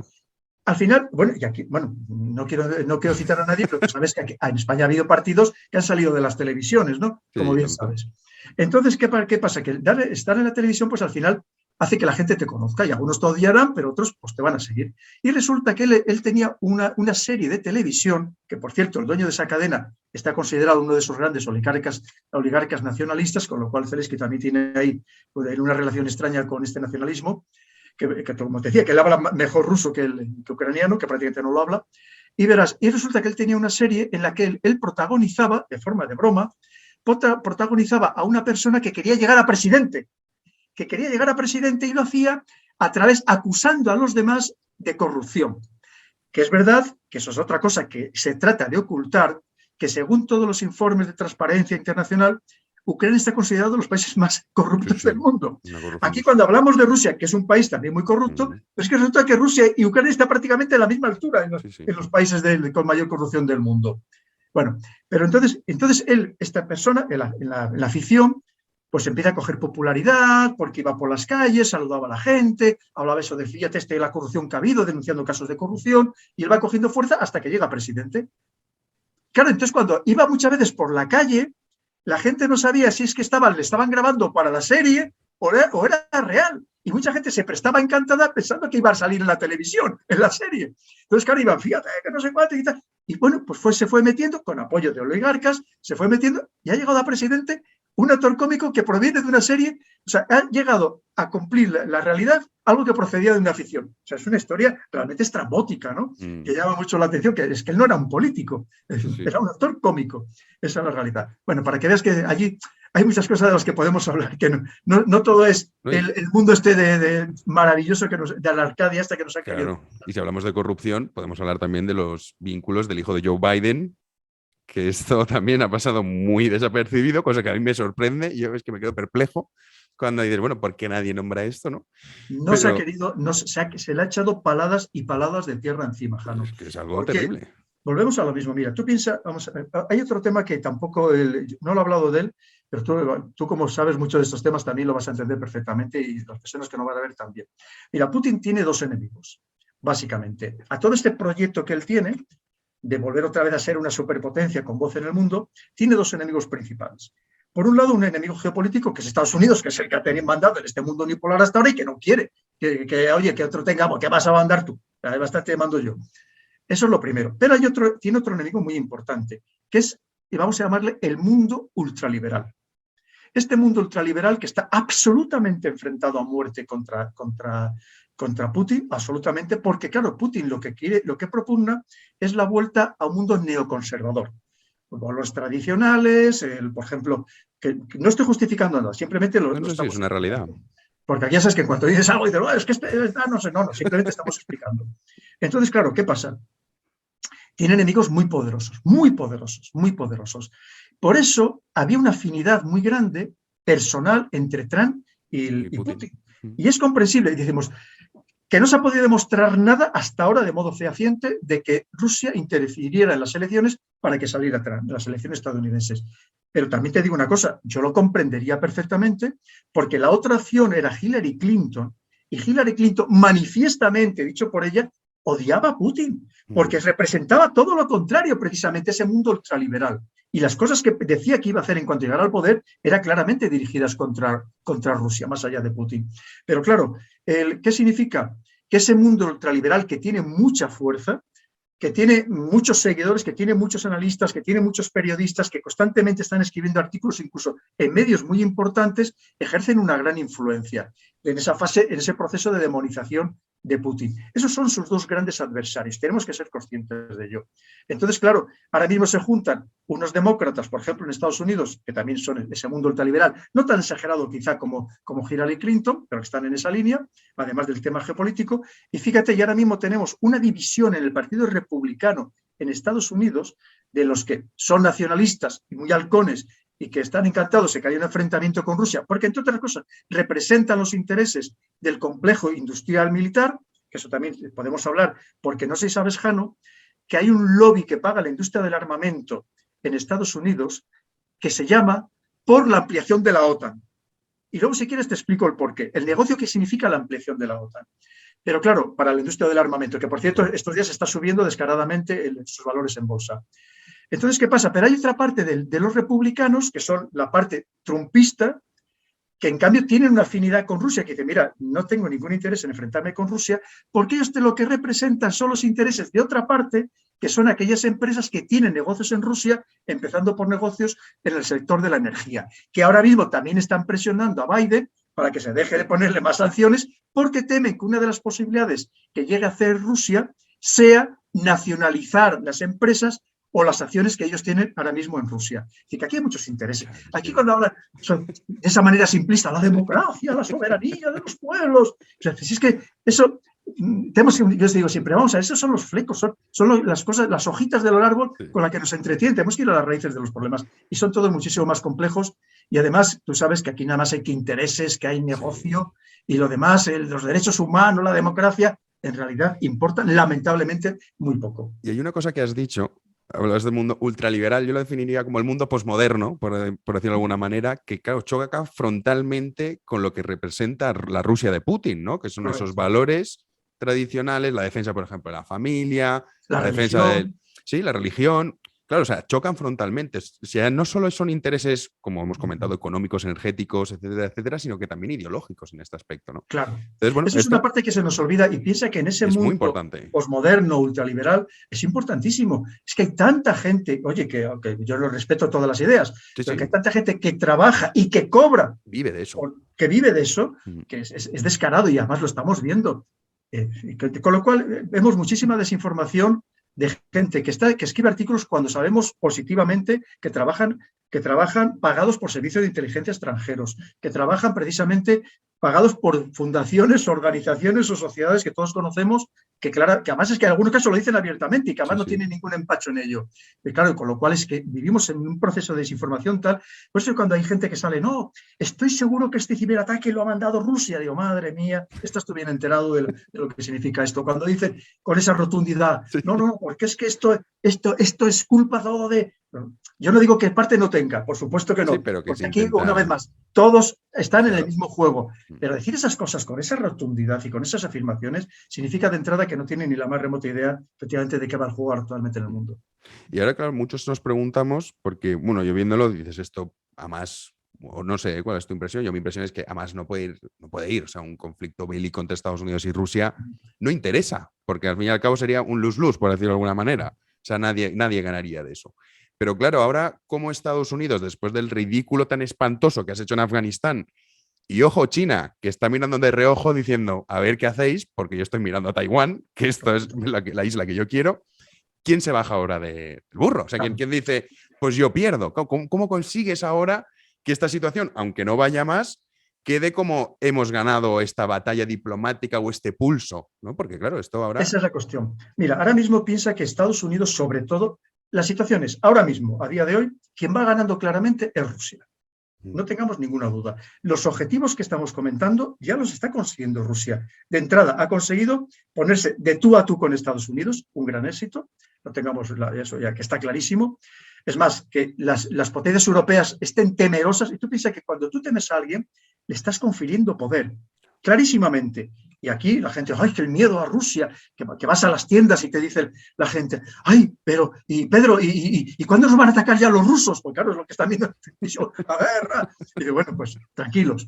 Entonces, claro, primero que las guerras hoy en día sabes que se las hacen de manera muy diferente. Lo último que se utilizaría serían los medios militares. Lo último. Antes podíamos hablar de que es lo que se utilizaría mucho antes. Bien, pero en cualquier caso, el problema es Estados Unidos. Como yo, mira, él hoy terminaba diciendo en un programa, decía, hay que ocuparse mucho de lo que va a pasar en Rusia, la reacción de Rusia, porque entre otras cosas, Putin nos va a sorprender, eso no tengamos ninguna duda. O sea, si pensamos que va a hacer lo que nos están diciendo los americanos que va a hacer, es que tampoco entendemos nada. Y luego hay otra parte. Pero a mí me preocupa más la reacción de Estados Unidos, porque Estados Unidos, como tú bien has dicho, está en una situación muy delicada. Mira, la política interna ahora mismo es un país, primero, muy dividido, muy fragmentado, con una situación social y económica terrible. Fíjate las últimas noticias que hemos conocido de Nueva York, que se ha duplicado con respecto al año pasado el número de asesinatos, de personas indigentes, muchos con problemas mentales tirados por las calles, el metro que prácticamente no se puede entrar en él por la inseguridad que existe. Entonces, claro, es un país muy, con todo el problema de la sanidad, por ejemplo, es un país muy roto ahora mismo, con una popularidad de Biden por los suelos, de la señora Harris que está desaparecida de escena, con una inflación del 7%, con los combustibles subiendo, que para el coche para el americano es parte de su vida. Entonces, tiene una situación muy delicada. Y encima ahora tenemos las elecciones en noviembre de medio término, que recordemos que se elige ni más ni menos que a un tercio del Senado y a toda la Cámara de Representantes, Jano. Estamos hablando que esto puede convulsionar Estados Unidos. Y claro, Biden no sabe tampoco muy bien qué hacer. Y además, fíjate a lo que ya mucho le te dice, le he mandado ya la carta a Rusia, pero es secreta. Hombre, pero vamos a ver, tú no presumes de democracia y de transparencia. ¿Cómo mandas una carta que no nos enteramos ninguno que le estás diciendo? Porque dice, no, claro, dice, no, pero bueno, OTAN dice, ya que diga OTAN. Le echa eso al muerto a OTAN. Dice, y OTAN dice, no, que hemos dicho que seguimos con la idea de que Ucrania se incorpore a la OTAN. Sí, pero lo que no te han dicho es ni en qué condiciones ni en qué plazos. Porque fíjate, Jano, vuelvo a decirte lo que te decía al principio. Yo me temo que a Ucrania se la van a jugar bien jugada. Pero esto le puede suponer ya un descrédito total para Estados Unidos. Mira, Estados Unidos, y hay que decirlo muy alto y claro, ha abandonado a todos sus aliados en los últimos años. Piensa, abandonó a Ben Ali en Túnez, que era un grandísimo aliado de Estados Unidos. Abandonó a Mubarak, que durante muchos años fue un gran aliado de Estados Unidos. En Egipto, sí. Ha abandonado a Ghani en Afganistán. Y así sucesivamente. Fíjate, y en cambio, fíjate, es que esto que estamos hablando, que es que los mensajes no van solo para nosotros. Dice que nosotros somos una pequeña parte del mundo. En el mundo hay 8.000 millones de personas. Y estos mensajes son para todo el mundo. Y en cambio Rusia está haciendo todo lo contrario. Rusia dijo, yo apoyo a mis socios, a mis aliados, en la paz y en la guerra, y no les abandono. ¿Tú sabes lo que significa eso cuando tú vas a negociar con alguien? Dar la garantía de tu lealtad. Janos, eso es esencial. Fíjate qué pasó en Siria con al-Assad. Dijo, bueno, es verdad que ellos tenían sus intereses, el puerto de Tartus. Sí, claro, pero todo el mundo tiene sus intereses. Sí, pero se planteó y dijo, yo te voy a defender. ¿Qué te tengo que mandar fuerzas? Te las mando. ¿Qué te tengo que mandar carros de combate? Te los mando. ¿Te tengo que mandar aviones? Te mando aviones, lo que necesites. Oye, y al final es verdad. Y además lo cierto es que es un escenario donde Estados Unidos no ha podido, ha perdido la guerra ahí, clarísimamente. No ha sido capaz de derribar, que era lo que pretendía. Hillary Clinton, recordémoslo, todos sus correos. Oye, que no sabremos quién los desveló, pero los correos están ahí. Y claramente lo que decía, que incluso hasta presumía de que qué suerte tenían que tenían de su bando a Al-Qaeda, ¿no? Para derribar al Assad. Bueno, pero es que luego, fíjate, todavía más allá. Rusia, fíjate lo que ha hecho, por ejemplo, en Kazajistán. Exactamente igual. Por cierto, una operación brillantísima, brillantísima, de cómo llevar en muy pocas horas un despliegue importante de tropas, cómo realizar la misión y en 3 días... Oye, aquí en Twitter se llenó de grandes analistas, algunos con mucha reputación, que dijo, ¡guau! Esto ya Rusia se ha metido ahí, ya no sale, ya busca la disculpa para quedarse ahí poner una base potente. A los 3 días se marchó. Y una operación muy brillante. Es verdad, y además es cierto. Sí, fue impresionante como la capacidad que tenían de desplazar las tropas en un tiempo tan corto. Claro, y lo mismo, y dices, pero no abandonó a sus aliados. Y si tiene que mandar fuerzas, las manda sobre el terreno. Porque claro, aquí cuando hablamos, por ejemplo, me hace mucha gracia cuando dicen, no, vamos a ver la comparativa entre las fuerzas militares de la OTAN y las fuerzas militares de Rusia. Que te digo, que la guerra no sale así. Hay gente que sigue empeñada en contar carros de combate y piezas de artillería. Vale. Y aparte que una cosa es la parte cuantitativa y otra es la cualitativa, pero da igual, vale.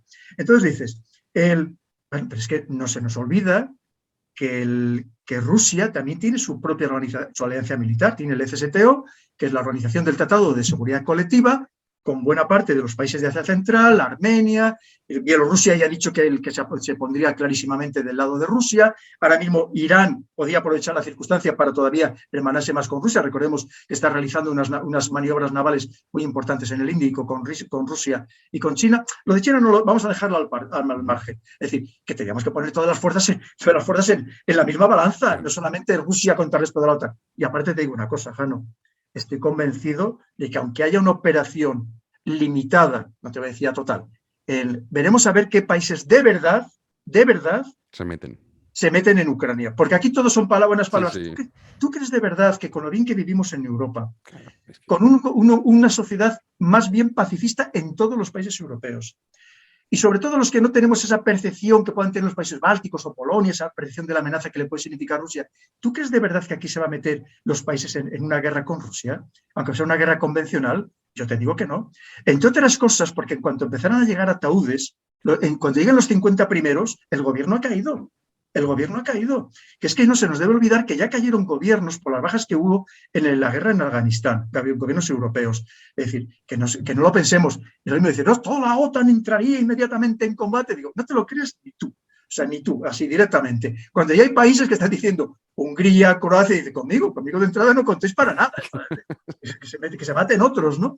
Pero te quiero decir que no estamos tan unidos ni muchísimo menos. Entre otras cosas, como sabes, que aquí es otra historia, la OTAN, como organización, no te obliga absolutamente nada. Y esto hay que ponerlo con letras mayúsculas. Que nadie nos justifique, es que la OTAN me obliga a... El compromiso que tengo con la OTAN me exige que es absolutamente falso, no te obliga absolutamente nada. Tú vas a aportar lo que tú creas conveniente. Es verdad que tienes, supone que tienes una corresponsabilidad, aunque sea moral, con la organización a la que perteneces, claro. Porque también esperas que algún día a ti te defiendan, cosa que también dudo que algún día nos defendieran. Pero te quiero decir que obligarte como tal exactamente a cumplir con algo no te obliga a nadie. Mira, ya que has dicho eso, Pedro, muchas veces yo he escuchado que la gente dice, no, en el caso de un conflicto con Marruecos, entre España y Marruecos, cambiando un poco de tercio, la OTAN nos apoyaría porque así lo dice el acuerdo. Es decir, si Marruecos atacase a España, Estados Unidos automáticamente vendría a ayudarnos. Y yo siempre he puesto eso mucho en duda. Digo, a Estados Unidos no le des a elegir entre España y Marruecos, que te llevarías quizá una sorpresa. Pero bueno, ¿eso sería así o no? Porque este comentario lo escucho muchas veces. Sí, mira, efectivamente, en principio, Ceuta y Melilla están excluidas de la zona de acción de la OTAN. En teoría, vamos a ver. Es verdad que también estaba Afganistán y en cambio fue la OTAN a Afganistán. Pues bueno, es distinto porque, oye, como le afectaba, que no fue una operación que podíamos denominar claramente, hay que decirlo también, no fue una operación de defensa colectiva, sino de venganza colectiva, porque al final fue lo que fue, ¿no? No nos engañemos. Pero, en fin, en cualquier caso, fuimos porque no lo dijo Estados Unidos. Pero claro, a España, yo tengo mis dudas más que razonables, y más pensando hoy en día, Jano, que hay que decirlo también, que Marruecos ha hecho muy bien el trabajo para ellos. Lo ha hecho de libre, lo sigue haciendo. Y ha conseguido apoyos diplomáticos excelentes, oye, que no son cualquier país, ¿eh? Sí, países que se han posicionado, fíjate, el último Alemania, que costó un poco, pero al final lo ha conseguido. Pero tiene el apoyo de Estados Unidos, de Reino Unido, por supuesto, una vez que va a Estados Unidos va al Reino Unido detrás, de Francia, de Israel, y hay una docena de países interesados en invertir en el Sáhara, que podríamos hablar también para hacer varios programas sobre este tema. Y con lo cual dices, no sé, pero sí que nosotros ya aunque quisiéramos hacer algo, ya hemos perdido de antemano. Esto ya pasó en la Marcha Verde, yo me acuerdo, yo no lo viví, pero me acuerdo que cuando yo estaba de cadete, capitanes que habían estado allí en la Marcha Verde, que tenía de protos, de profesores, y decía, mira, en cuanto vimos la bandera de Estados Unidos, ya dijimos, hala, ir plegando que nos vamos para casa.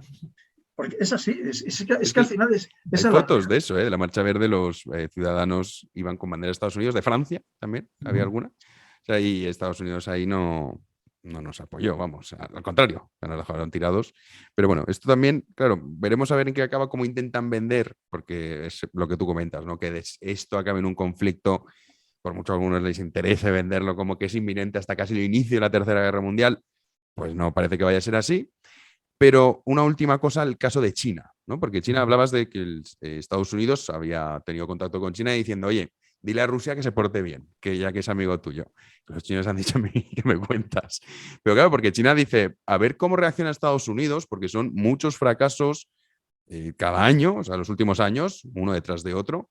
Y China, el interés que tiene Taiwán, hablabas de la propaganda, es muy interesante. Me gusta ver la prensa china, la oficial, por cómo hacen la propaganda contra Taiwán y cómo bombardea a Taiwán con un mensaje de es que Estados Unidos te va a dejar tirado deja de hacer el tonto, cuanto antes te des cuenta mejor.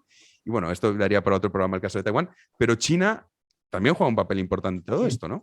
Claro, muy importante. Mira, lo primero, China lo único que ha dicho hasta ahora es que, digamos que entiende y justifica las reivindicaciones de Rusia. Vale. Pero tampoco se ha posicionado claramente a favor de Rusia, en el sentido, por ejemplo, como lo ha hecho Lukashenko en Bielorrusia, que ha dicho, oye, si atacáis a Rusia, que sepáis que yo inmediatamente voy a defenderla y voy a atacar, por ejemplo, a los estados bálticos, que hoy mismo decía, y les voy a hacer desaparecer, ¿no? Vale. Entonces, te quiero decir que eso no lo ha hecho China. ¿Por qué? Porque China piensa que todo esto, en cierto modo, le viene bien, que hay esta disputa entre Estados Unidos con Europa, que estamos al final todos desgastándonos y tal, y que hubiera una gran convulsión, que se paralizara, en fin, un poco todo el sistema, a ellos les vendría bien, ¿no? Pues sería, casi le dejaríamos el campo expedito para terminar ya de dominar el mundo. Y luego, por otro lado, piensa que en este contexto tampoco quieren indisponerse con Europa, porque Europa le significamos un gran mercado, un mercado que tenemos necesidades y que además podemos pagar, porque lamentablemente hay muchos mercados con necesidades pero que no pueden pagar. Entonces no quiere tampoco indisponerse con Europa. Y luego hay otra parte que también quiere que, como pasó, recordemos que recientemente lo mismo, el Blinken se llama a China, le dice, oye, por favor, mira a ver si convencéis a Rusia de que abandone sus reivindicaciones y os ponéis de mi lado. Y este le ha dicho, bueno, ¿qué me vas a venir a pedir, no? Y con la situación que tenemos tú y yo, y fíjate con el tema de Taiwán, ¿no? Que es el verdadero punto de fricción ahora mismo entre los dos países. Te quiero decir, pero que China de momento tampoco se ha manifestado claramente. Está ahí jugando entre dos aguas, sí, pero no. Todo esto lo está mirando, por supuesto, con lupa, ya te digo, le prestando la máxima atención, pero tampoco se ha posicionado claramente en un sentido o en el otro. Pero que hay que contar con ello, por supuestísimo. Es que ya China inclinaría la balanza en un sentido o en el otro. Probablemente, hombre, si ya dice, mira, si entra Rusia en guerra, la voy a apoyar, bueno, ya es que no se nos ocurriría ya una cosa de este tipo, ¿no? Ya, ni a Estados Unidos siquiera. Entonces, pues claro, esa es un poco la situación. Piensa que también en este proceso intermedio de objetivos que te decía de Rusia, Rusia también tiene otros objetivos, por ejemplo, recuperar el tratado INF, el de las fuerzas nucleares intermedias, que sabemos que abandonó Trump en el 2019, es decir, que en toda Europa no haya, no toda Europa, ese tratado lo que decía es que no hubiera misiles de alcance intermedio con cabezas nucleares instalados en las cercanías de los dos países. Me acuerdo que son unas reivindicaciones también ahora mismo, pues evidentemente de Rusia. Entre otras cosas, o por ejemplo, bueno, luego es verdad que ha pedido más cosas, pero tú sabes que en las negociaciones siempre se pide más, con la esperanza de que no te lo van a dar, pero bueno, es parte de luego para ir, venga, pues esto cedo, y al final quedarte solamente con lo que de verdad querías, ¿no? Por ejemplo, de eso, que no haya tropas de la OTAN en Rumanía y en Bulgaria, pues parece excesivo, o volver a las fronteras de 1997 de la OTAN, pues exactamente igual, ¿no? Eso sabe que no lo va a conseguir. Lo que le interesa es que Georgia y Ucrania no entren en la OTAN, y una vez más, y lo que te digo, y volver a demostrar al mundo que está ahí y que hay que contar con ellos. Y para esto o para cualquier otra cosa a partir de ahora, que eso ya que ha hecho Estados Unidos, que ha hecho y deshecho a su antojo, que fíjate que en 1999 bombardeó la capital de un estado también soberano, que era Serbia, Belgrado, y que era un gran aliado de Rusia, y que en aquel momento Rusia no pudo hacer nada porque no tenía fuerza para hacer nada. O como, por ejemplo, pues todo lo que ha hecho Estados Unidos en tantos y deshechos a su antojo, que probablemente en esta situación de fuerzas Rusia tampoco se lo hubiera permitido. Que ese es el problema que tiene Estados Unidos, que ese poder, claro, absoluto. Es que tú piensas que cuando has tenido el poder, que has hecho lo que has querido desde 1991 y de repente alguien te dice, no, hombre, es que a lo mejor ya se te acabó el hacerlo de esa manera tan sumamente alegre, ¿no? Claro, te sienta mal, y dice, hombre, no va a venir a decir. Y por eso dice, no, es que ahora Rusia quiere decir lo que tenemos que hacer los demás. Claro, pues es lo que está pretendiendo, por supuesto. Es que tú has hecho lo que has querido en el mundo desde 1991. Esa es la realidad. Bueno, pues esto es lo que hemos contado. Vamos a dejar eso que has dicho de cómo se hacen las nuevas guerras para cuando tu libro esté ya a la venta, lo presentaremos en condiciones, nos centraremos en el libro, porque seguro que das algunas claves de cómo se hacen las nuevas guerras. También. Porque es verdad cómo cambia. Algunos sí, yo no he parado de ver gráficos de estos son la cantidad de armamento que tiene Estados Unidos, estos los soldados que tiene Rusia. Y dices, pero ¿usted de verdad se cree que esto es como la Segunda Guerra Mundial? ¿No? O sea, pues no, bueno, ya esto ha cambiado. Pero eso lo dejaremos para cuando presentes el libro, que recuerden, lo tienen disponible ya en preventa en Amazon, le dejo el enlace en la descripción.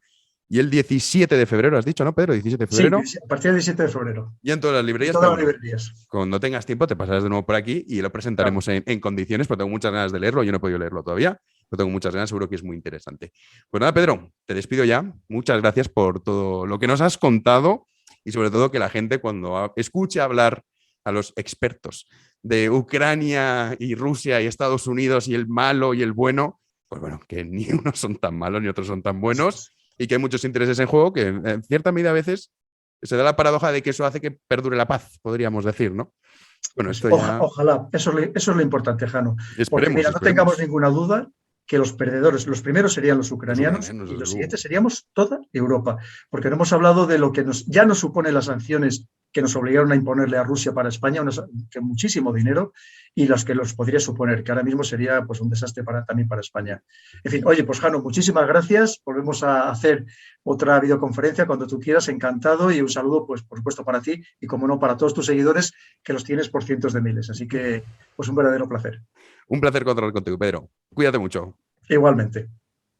Pues esto nos contó Pedro Baños. Espero que hayan entendido un poco mejor este conflicto para que nos dejemos de utilizar los términos que algunos quieren que utilicemos y que, bueno, veamos toda la parte y ver la situación, ver qué es lo que está pasando y, sobre todo, ver que, bueno, esto que algunos intentan vendernos, pues no parece que vaya a ocurrir y, sobre todo, cómo esos intereses que hay en realidad es en lo que está en juego y Ucrania es el escenario en el que se juega. Vamos ya con las preguntas de los colaboradores. Los patronos preguntan. Voy a leer primero las preguntas escritas y luego pasamos a las notas de voz. Me pregunta Fran sobre las fechas de la presentación del libro, que por qué no las anuncio. No es que he recibido varias al respecto, no es que no las anuncie, sino que hay un problema y es que, bueno, ahora mismo seguras están Sevilla, Zaragoza, Barcelona, Valencia, Córdoba y creo que no me dejo ninguna de momento previstas, pero el problema es que piden pasaporte COVID. Entonces, bueno, en Valencia, por ejemplo, antes de Navidad no lo pedían, porque como no servía en catering, entonces no se tenía que solicitar el pasaporte COVID a la gente, pero ahora, con la nueva normativa, sí. Entonces, evidentemente, yo no voy a presentar un libro pidiéndole a la gente que muestre la licencia para contagiar. Entonces, por supuesto que hasta que eso no se elimine, no voy a presentarlo. Entonces, bueno, esperemos que el delirio y el sinsentido desaparezca, aunque al final ya uno piensa que hay gente que se ha acostumbrado a vivir así y que ya parece que cada vez nos importa menos, ¿no? ¿Cómo normalizamos lo anormal? Hicimos un podcast sobre ello hace un mes. Entonces, bueno, el motivo es ese. De todas formas, en cuanto no se pida pasaporte COVID y se pueda presentar, pues anunciaré las fechas tanto en Twitter, Instagram, Facebook y bueno, en YouTube. Lo que pasa es que en YouTube lo hago con el podcast, entonces como lo grabo un día y se emite otro, pues es más complicado, pero bueno, en todas las redes sociales yo lo anunciaré en cuanto lo sepa. Pero ese es el motivo, no es que se hayan cancelado ni es que no se vayan a hacer, sino que simplemente hasta que no dejen de pedir el certificado COVID, yo no voy a presentar el libro a un sitio donde te piden la licencia para contagiar. Otra pregunta respecto al tema de las vacunas, que bueno, si ustedes lo han visto, me pregunta Gema. Hola Jano, me gustaría saber qué opinas de la decisión de Suecia de no vacunar a los niños. Muchas gracias por tu trabajo, un abrazo. Pues bueno, realmente Suecia ha anunciado que a los niños sanos, esto es importante recalcarlo, no los va a vacunar. Pues a mí me parece que es sentido común. El otro día discutía al respecto sobre este asunto con un médico que él me decía, pero tú no eres médico. Digo, ya no soy médico, pero no soy tonto. O sea, sé leer, entiendo cuando leo un informe, entiendo los datos y la vacunación de niños, nadie nunca me ha podido explicar que por qué, cuando no hay ni un solo niño sano fallecido en España, se tienen que vacunar. Entonces empieza con el rollo, no, es que es la transmisión. Ya, pero entonces, ¿para qué has vacunado al resto? O sea, ¿para qué has vacunado al resto? Para que el niño luego lo tenemos que vacunar. Y además le hacía una pregunta, digo, ¿tú crees que dentro de 2 años estaremos vacunando a los niños? ¿O de 5? Pues es que esta es la pregunta de fondo. Y sobre todo, luego hablando de la tercera dosis, estos cambios de criterios, porque él decía, y bueno, es amigo, decía, no, pero es que la ciencia, digo, ¿pero qué ciencia? ¿Qué ciencia? Porque aquí se han sepultado muchos debates en esta pandemia bajo esos conceptos, la ciencia, el consenso científico, la comunidad científica, el consenso médico. No hay ningún consenso. Hay multitud de expertos que no recomiendan la vacunación en niños, porque consideran que es absurda. Y en el caso de Suecia, lo que dicen es, bueno, el beneficio-riesgo, teniendo en cuenta que ningún niño sano ha fallecido por el COVID-19, pues no tiene sentido que los vacunemos. Mientras que los niños no sanos sí que se va a permitir que se vacunen o no. Pero claro, esto, lo que le preguntaba es, entonces, ¿qué ciencia es la buena? ¿La española? La ciencia sueca son medio tontos. Los listos somos nosotros. Entonces, esto de decir el consenso científico, ¿qué consenso? Nunca ha habido consenso. Los expertos que son expertos en fracasar estrepitosamente y en decir auténticas barbaridades que luego no se cumplen, pero aún así les da igual, luego siguen estando en los programas de televisión, siguen apareciendo en la prensa y siguen estando presentes en las radios, cosa que es inexplicable. O sea, si yo me planto como ocurrió antes de Navidad, olvidamos pronto, y eso es una tragedia de nuestro tiempo, que olvidamos muy pronto. Y había gente, expertos, que nos decían que lo íbamos a pagar carísimo, esto de no poder aplicar restricciones, que se tenía que cerrar todo, que debíamos incluso volver, algunos decían, a un confinamiento express. Esto es lo que decían. Claro, se han equivocado y dices, bueno, ¿y ahora qué? ¿No pides perdón? Porque lo que tú estás pidiendo es muy grave. O sea, decir, vamos a cerrarlo todo implica la ruina para millones de personas. Implica además también, no solo eso, que hablaremos con el doctor Gaón a ver si la semana que viene lo traemos, un deterioro importantísimo en la salud mental de los ciudadanos. O sea, no, hay gente que dice, no, bueno, todo el mundo se puede equivocar. Una cosa es equivocarse y otra cosa es afirmar rotundamente que se debe hacer algo que es tremendamente perjudicial para la población. Y luego había otros tantos, lo que pasa es que porque no tienen altavoz, entonces parece que no cuentan, que su opinión no existe y que todos los médicos piensan lo mismo, y no es verdad, igual que no todos los epidemiólogos, ni todos los inmunólogos, ni todos los virólogos. Hay multitud de visiones diferentes. Y entonces, bueno, cuando se ha demostrado que efectivamente, sin restricciones, no ha habido ningún colapso sanitario, ¿ahora qué? ¿Va a seguir dando lecciones? O sea, a mí se me caería la cara de vergüenza. Si yo estoy diciéndole a la gente que va a haber 100.000, hablaba algún experto, de 100.000 hospitalizados, ni una quinta parte de hospitalizados ha habido. Decían en el Reino Unido, otro día lo ponía en Twitter, que esperaban 6.000, decían los expertos, advierten de 6.000 muertos diarios. 6.000, ¿eh? El máximo día que tuvieron, 180 y pico. Entonces, claro, llega un punto que uno dice, bueno, vamos a ver, ¿qué ciencia? ¿Qué expertos? ¿Qué consenso? Ninguno. Yo mi opinión sobre la vacunación masiva la he expresado en numerosas ocasiones, soy completamente contrario a ello. Que, por cierto, mucha gente me dice, pregunta si estoy vacunado o no estoy vacunado. Es una pregunta que no voy a responder y que ya lo dije en su momento, que a eso no le interesa a nadie más que a mí, si me he vacunado o no me he vacunado. Y algunos decían, seguro que estás vacunado porque estuviste en Italia hace unas semanas. En Italia se puede entrar con certificado de recuperación.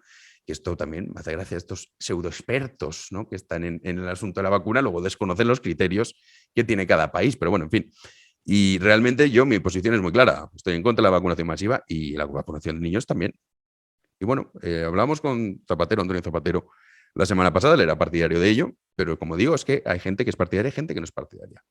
Pero la realidad es que alguien me explique, porque nadie ha sido capaz de explicármelo todavía, por qué estamos vacunando a niños que tienen una tasa de letalidad en su franja de edad del 0%. Que alguien me lo explique. No, es que a lo mejor hay uno, bueno, sí, claro, pues sí, habrá, pero es que esta es otra cosa, y al final el juego perverso. Bueno, cualquier vida cuenta. Sí, bien, cualquier vida cuenta, pero entonces, bajo ese criterio, vamos a prohibir conducir, prohibamos fumar, prohibamos beber alcohol, incluso con la gripe, nada, sí, vivamos todos encerrados porque parece que estemos buscando la inmortalidad, como cualquier vida cuenta. Bajo ese criterio, pues nada, con la gripe lo mismo, todos los años. Nos quedamos encerrados en casa cuando era la temporada de gripe, nos vacunamos todos de la gripe, llevamos mascarilla eternamente y al cabo, cualquier vida cuenta.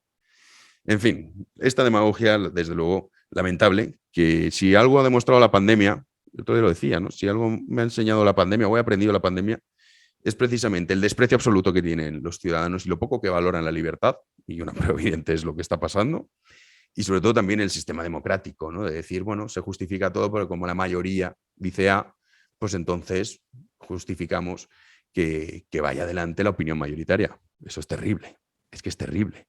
Entonces, bueno, por el mero hecho de ser mayoría, pues no tiene por qué someter al individuo, y esas son las razones por las que soy liberal, básicamente. Porque el liberalismo aboga, porque oiga, a mí no me cuente sus rollos, me parece muy bien que haya un porcentaje mayoritario que quiera hacer o vivir de una forma determinada, pero a mí no me imponga su forma de vida. En fin, esa es mi opinión al respecto, y a cada uno, que por supuesto, obre con total libertad. Antoñito me dice, hola Jano, esta semana no has estado, hablando de vacunas, pasaporte COVID, esta semana no has estado en la tertulia de Federico. Me gustaría saber si es que te han echado ya. Gracias. Pues no, Antoñito, no me han echado, no me han echado. Podrían echarme perfectamente, que esto también otra cosa que pasa mucho, gente que dice, no, porque tú vas por dinero. Y ya vamos a ver, es que el desconocimiento, la ignorancia en general es que es malísima. Yo no cobro un céntimo de radio, no he cobrado nada. No he cobrado nada. Pero es que además, por ejemplo, que sí que he cobrado de 13 Televisión, lo dono, porque yo no vivo, y no saben, no pagan, a veces se cree que pagan 500 euros por tertulia, pagan, pues en fin, lo justo, pero no pagan muy bien, la realidad sea dicha. Entonces, bueno, pagan lo que pueden, porque es verdad que el mundo ha cambiado. Antes los tertulianos ganaban muchísimo dinero, ya no es el caso. Y entonces, realmente a mí las tertulias, primero, he de decir que generalmente me aburren bastante. Segundo, yo cuando voy, pues voy a 13 porque COPE, la cadena COPE, a mí siempre me ha tratado muy bien. Y me caen bien. Entonces, pues voy. Igual que voy al programa de Federico, porque en el programa de Federico siempre me han tratado muy bien. Me han dejado decir lo que me dé la gana y donde me dejen expresarme con total libertad, voy. Sí me apetece, pero no por una necesidad.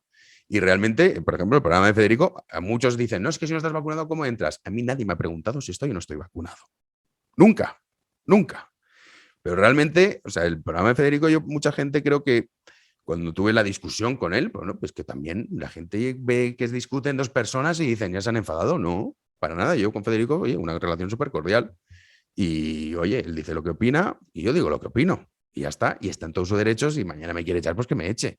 Pero vamos, que a mí no me importaría, en el sentido de que no necesito ese dinero para vivir. Por suerte, como bien saben ustedes, vivo de mis lectores y de mis oyentes. Y eso es lo que me da independencia para decir lo que me dé la gana, incluso sabiendo que el director del programa piensa distinto a mí.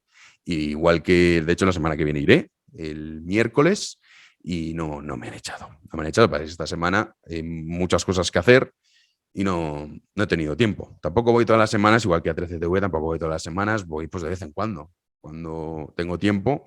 Y realmente, pues eso, algunos dicen, ay, las tertulias, no sé qué, dices, qué tonto que eres, que ser tonto, pero bueno, el desconocimiento es así.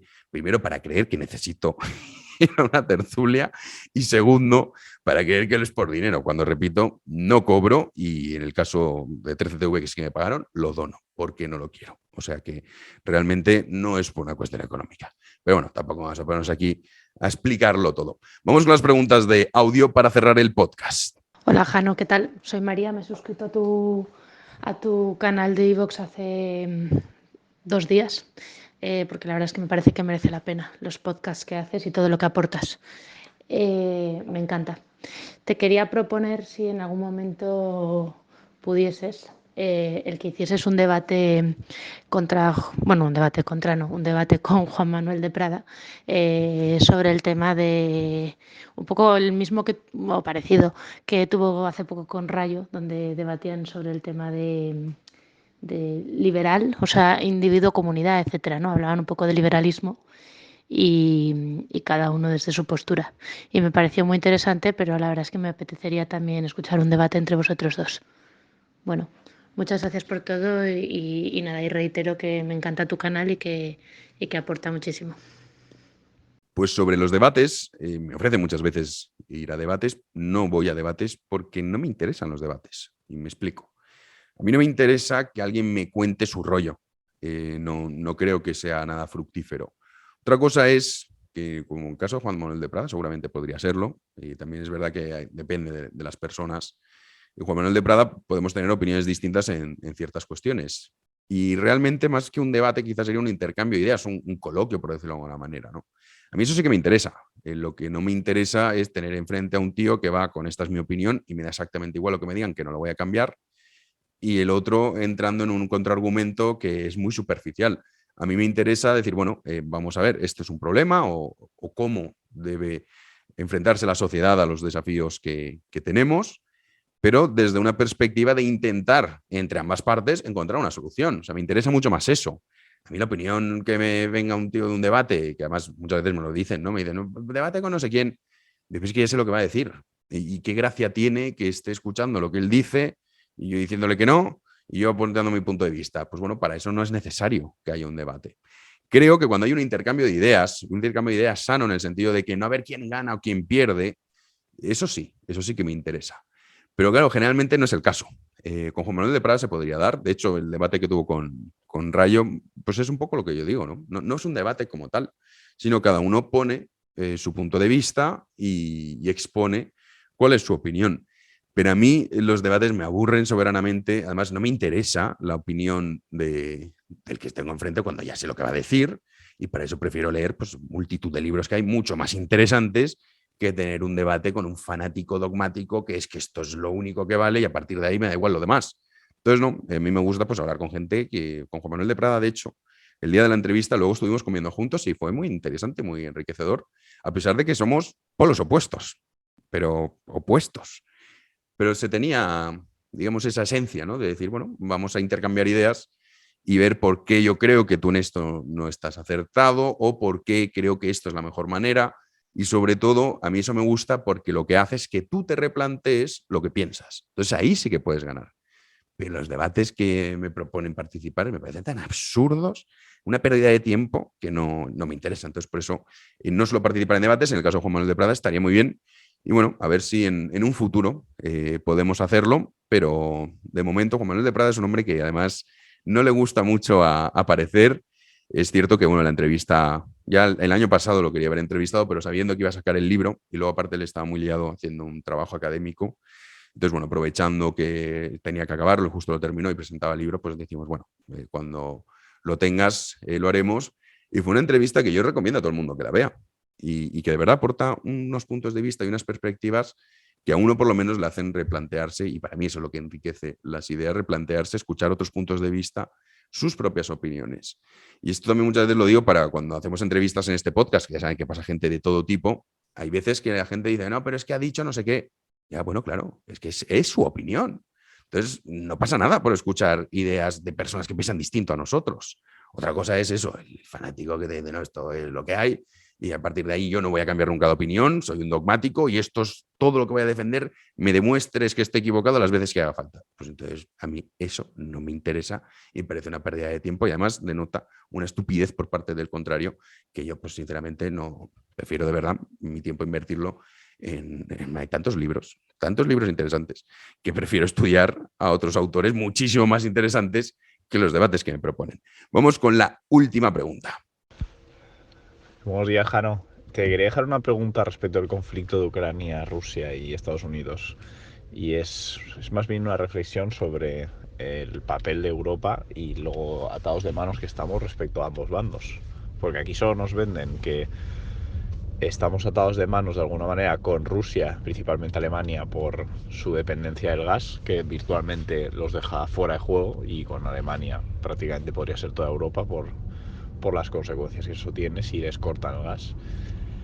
Y después por una dependencia con Estados Unidos respecto al ejército, porque a fin de cuentas el conflicto en Ucrania es principalmente Estados Unidos el interesado, ¿no? en, por así decirlo, defender su zona de influencia y nosotros vamos detrás. Entonces, ¿qué opinión tienes tú al respecto, en principio, de esas dos dependencias y luego de que Europa pues pudiese de alguna manera formar su propio ejército y desvincularse un poco de Estados Unidos? Porque a fin de cuentas yo pienso que un conflicto Europa y Estados Unidos contra Rusia eso hace que ponerse otro enemigo delante que también favorece a China, que a fin de cuentas es un espectador pasivo e igual que en Afganistán yo creo que es quien va a tirar un poco más, sacar ventaja de todo esto. Gracias.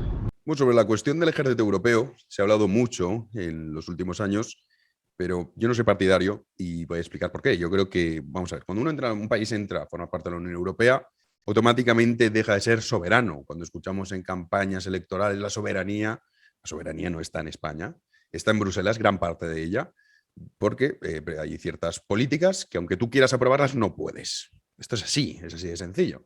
Tiene sus pros y tiene sus contras, pero es la realidad. Es decir, la soberanía ya no es España soberana, porque España no puede aprobar las políticas, por mucho que estuviese el 100% de la población a favor de implementar una política X, se va en contra de lo que entiende la Unión Europea como inaceptable, no se puede aprobar. Esto sobre todo lo vemos con la cuestión de la agricultura. Bueno, pues simplemente, fíjense, si mañana España dice yo quiero poner un arancel a los productos que vengan de tal sitio, no puedes. Así de sencillo. O sea, desde el arancel hasta ya por la política monetaria e incluso política fiscal. Entonces, bueno, a partir de ahí, si ya encima hubiese un ejército común, se juntaría un problema fundamental, y es que muchos países, lo decía Pedro Baños con el caso de Hungría, por ejemplo, dice, oye, a mí no me cuentes rollos, yo con Rusia no quiero ningún problema, yo no voy a participar. Si tú tienes un ejército común, ¿qué posibilidad tiene Hungría de decir, no, a mí esto que no me salpique? O quien dice Hungría dice Alemania, por ejemplo, con las relaciones que tiene con Rusia ahora mismo en relación al gas. Entonces, claro, supone perder mucha soberanía, por no decir toda la restante, y sobre todo implica que muchos países, gobernantes, se vean forzados a participar en algo que no les interesa. Porque la geopolítica son muchos intereses, como hemos visto, y entonces eso supondría un gran problema. Yo sí que creo que debe haber mayor coordinación, sobre todo creo que la Unión Europea, y eso sí que soy partidario, o entendiendo ya no la Unión Europea, porque eso es más institucional, sino Europa, debería tener mayor coordinación entre los países para no depender ni ser lo que hemos sido hasta ahora, que es una marioneta de Estados Unidos. También es verdad, y esto hay que decirlo, que a muchos les ha venido muy bien que Estados Unidos se gastase el dinero, fuese ellos los que mandasen los soldados, mientras nosotros estamos aquí protegiditos. Entonces, claro, nos hemos querido aprovechar siendo la marioneta de Estados Unidos, pero claro, eso tiene unos costes. Y los costes son, pues bueno, que a veces te ves involucrado en acciones que toma Estados Unidos y que tú, porque dicen, hey, que yo te estoy defendiendo. Recuerda quién es el que te defiende.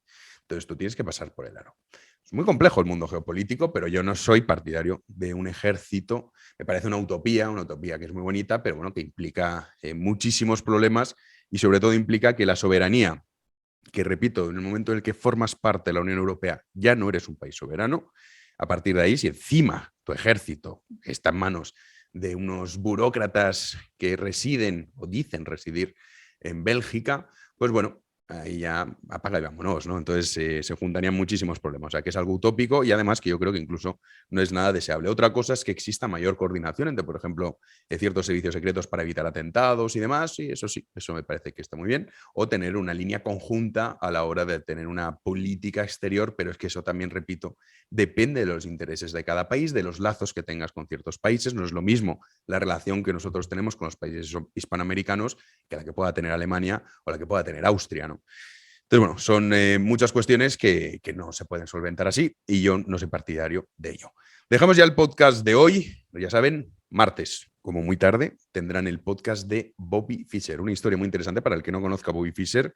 Les va a gustar y es un gran genio del ajedrez con una vida muy peculiar y que consiguió todo un hito, que es derrocar a la todopoderosa URSS que utilizaba el ajedrez, hablábamos de propaganda, como una forma de demostrar nosotros somos mejores al ajedrez que Estados Unidos, por lo tanto somos más inteligentes que ellos. Todo eso cambió cuando un niño autodidacta decidió empezar a jugar al ajedrez y acabó con el reinado de la URSS. Eso lo contaremos en el podcast que ya les digo, el martes estará ya disponible. Como siempre, muchísimas gracias por estar ahí. Nos vemos en una próxima entrega. Hasta luego.